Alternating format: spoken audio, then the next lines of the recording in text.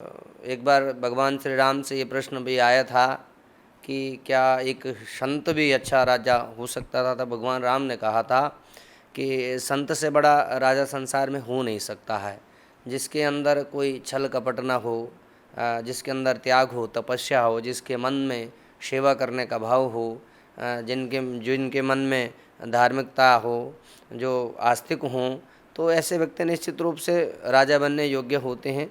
तो संतों में से बहुत ऐसे लोग हैं जो आगे राजनीतिक में जिनका भविष्य बना और जिन्होंने सेवा भी की है। क्योंकि राजनीति में धर्म होना चाहिए, धर्म की राजनीति शायद नहीं होनी चाहिए। लेकिन आप इस विषय में क्या सोचते हैं? क्या अभी धर्म की राजनीति हो रही है? क्योंकि आप भी एक संत हैं, तो क्या धर्म की राजनीति अभी हो रही है? आप कैसे सोचते हैं इस विषय को? नमस्कार, आप देख रहे हैं द न्यूज़ ऑन नेटवर्क और मैं हूं आपके साथ हेमंत।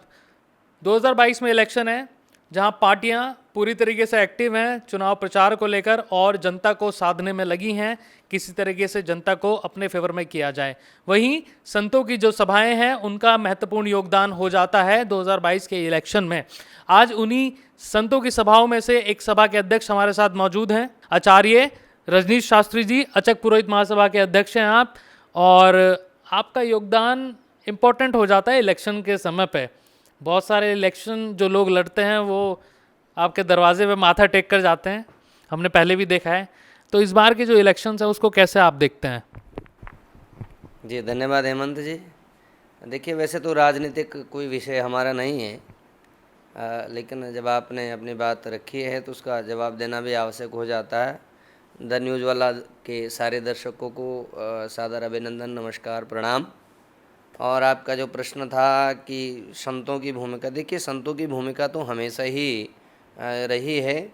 और एक बार भगवान श्री राम से ये प्रश्न भी आया था कि क्या एक संत भी अच्छा राजा हो सकता था। तब भगवान राम ने कहा था कि संत से बड़ा राजा संसार में हो नहीं सकता है, जिसके अंदर कोई छल कपट ना हो, जिसके अंदर त्याग हो, तपस्या हो, जिसके मन में सेवा करने का भाव हो, जिनके जिनके मन में धार्मिकता हो, जो आस्तिक हों, तो ऐसे व्यक्ति निश्चित रूप से राजा बनने योग्य होते हैं। तो संतों में से बहुत ऐसे लोग हैं जो आगे राजनीतिक में जिनका भविष्य बना और जिन्होंने सेवा भी की है।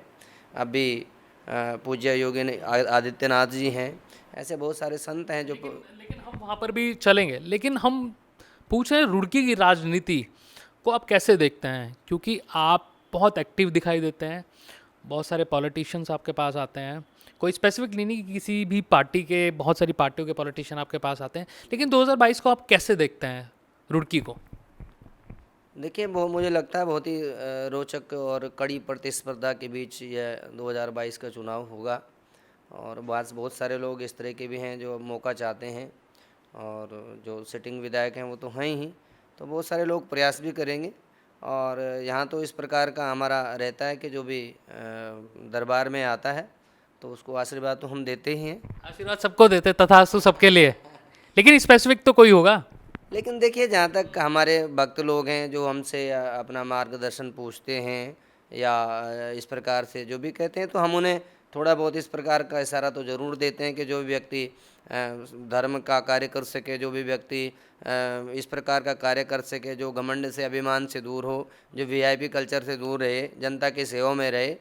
तो हम लोग भी जनता के बीच रहते हैं, हालांकि हमारा क्षेत्र दूसरा है, पूजा पाठ का, धर्म का है, लेकिन हम भी जनता के बीच में रहते हैं। हम भी जनता की चीज़ों को जानते हैं, हमसे लोग जुड़े हुए होते हैं। तो लोग कई बार ऐसा भी सोचते हैं कि महाराज जी के थ्रू ही कुछ काम करा लें, राजनीतिक अपने जो है स्तर से अपना काम करा लें। तो ऐसा हमारा कोई व्यक्तिगत रूप से तो कुछ कार्य होता नहीं। लेकिन गुरुजी, आपने कहा धर्म, धर्म एक बहुत इंपॉर्टेंट विषय हो जाता है। मैं ऐसा क्यों कह रहा हूँ? क्योंकि राजनीति में धर्म होना चाहिए, धर्म की राजनीति शायद नहीं होनी चाहिए। लेकिन आप इस विषय में क्या सोचते हैं? क्या अभी धर्म की राजनीति हो रही है? क्योंकि आप भी एक संत हैं, तो क्या धर्म की राजनीति अभी हो रही है? आप कैसे सोचते हैं इस विषय को? देखिए, मेरा मानना है धर्म की राजनीति नहीं होनी चाहिए, धर्म की राजनीति बिल्कुल भी नहीं करनी चाहिए। और जहाँ भी मतलब इस तरह का जो आ जाता है, एक दूसरे पे हम प्रत्यारोप लगाते हैं, आरोप प्रत्यारोप लगाते हैं, तो वो मैं मानता हूँ बिल्कुल ही गलत है। विकास को प्राथमिकता देनी चाहिए। अपने अपने जो आपकी धार्मिक मान्यताएं हैं उसके लिए आप स्वतंत्र हैं, सभी लोग अपने धार्मिक मान्यताओं को मानें, अपने आस्थाओं को मानें। और चूँकि यह जब तक हमें ज्ञान की कमी रहती है तब तक हम लड़ते हैं, झगड़ते हैं। आज पूरे इसमें कोरोना काल में हमने देखा कि जहाँ पर हॉस्पिटल रहे, दवाई रहे, हमारे वैज्ञानिकों का, डॉक्टरों का, सबका योगदान रहा इसमें, तो हमें विकास को हमें तरजीह देनी चाहिए, विकास के प्रति हमें सजग रहना चाहिए और प्रेम प्यार सद्भाव को हमें। गुरुजी ये तो चलिए ठीक है, लेकिन 2022 में जो इलेक्शन होगा उसमें भी कोविड-19 का जो टाइम गुजरा है वो इम्पोर्टेंट रहेगा। तो आपने क्या अनुभव किया रुड़की में? क्या वो जो हेल्थ इंफ्रास्ट्रक्चर था, जो जनप्रतिनिधि जितने भी थे हमारे, क्या वो पर्याप्त था रुड़की जैसी जगह को टैकल करने के लिए? क्या लगता है आपको ऐसा?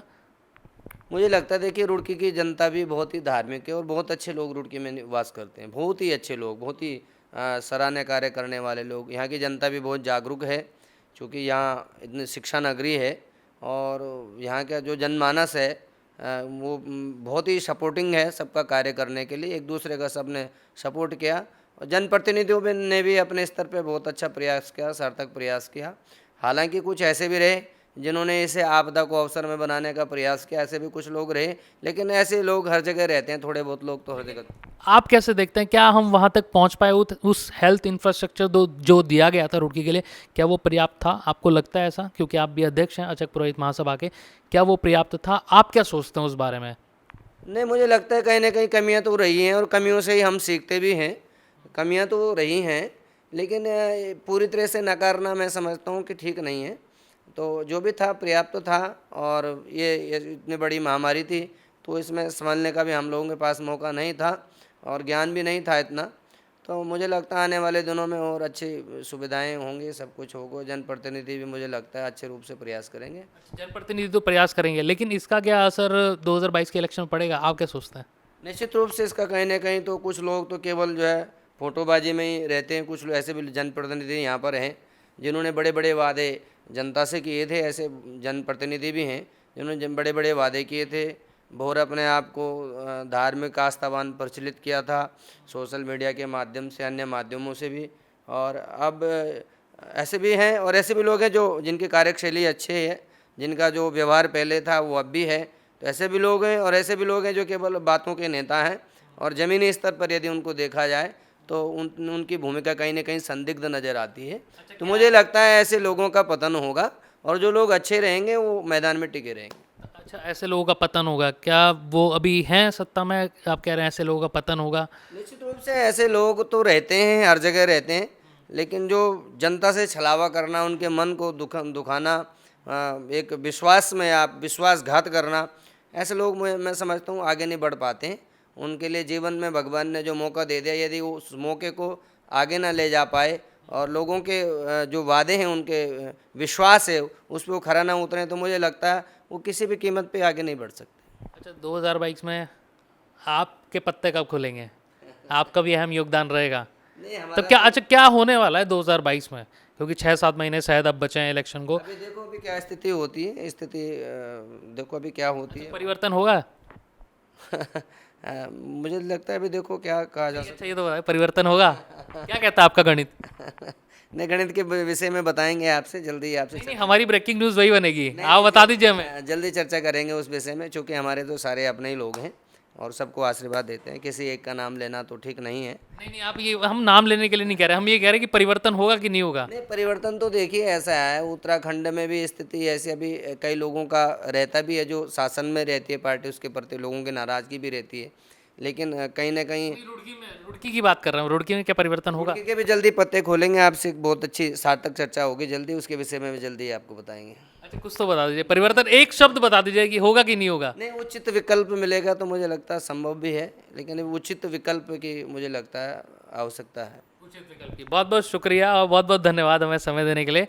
तो हमारे साथ मौजूद हैं अभी, और कह दिया है साफ तौर पर, उचित विकल्प मिलेगा तो परिवर्तन होगा।